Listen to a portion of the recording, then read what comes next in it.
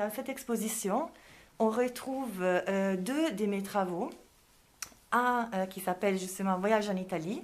C'est ma première série que j'ai commencée à la fin des années 90, quand j'habitais encore en Italie.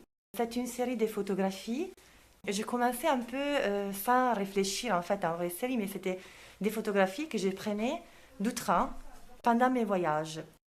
J'ai découvert l'Italie, donc mon pays, à travers la fenêtre du train. Et c'était des voyages que je faisais surtout du nord, je suis de Milan, jusqu'au sud, souvent, comme les Pouilles ou la Sicile. J'avais fait un long voyage et après j'ai fait beaucoup de voyages en Sicile. Ce que je voulais représenter, communiquer à travers mes photos, c'était vraiment les émotions que j'ai éprouvées en regardant ces paysages pour la première fois. Donc après, j'avais fait une exposition en Allemagne. J'avais appelé ce travail, cette série Voyage en Italie, en hommage à Goethe. La galerie de la Tour de Babel a décidé d'exposer aussi ma dernière série, qui s'appelle Habiter poétiquement le monde. Je l'ai appelée comme ça en hommage à Hölderlin. Je suis très heureuse de présenter ces photographies dans ce lieu historique, surtout pour les Italiens à Paris. C'est un des premiers lieux que j'ai connu quand j'ai déménagé à Paris, en 2003 déjà. Et donc je remercie Patrizia et Sirio, là, les libraires de ces lieux que j'aime beaucoup.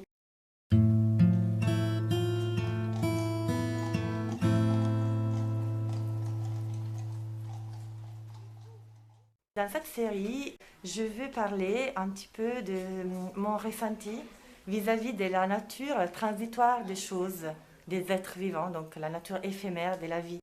Une de mes premières séries qui s'appelle Les Vanitas parlait de ça aussi, donc de cette nature, côté éphémère des choses, mais c'était plus mélancolique.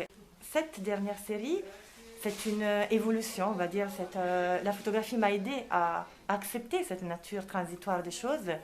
Et donc, c'est plutôt la volonté de s'incarner, donc de vivre les moments et l'ici et maintenant. C'est pour ça que souvent, c'est un lieu, comme on peut voir dans les photographies, c'est une lumière, c'est vraiment un détail, ça peut être aussi une plante qui m'inspire la photographie.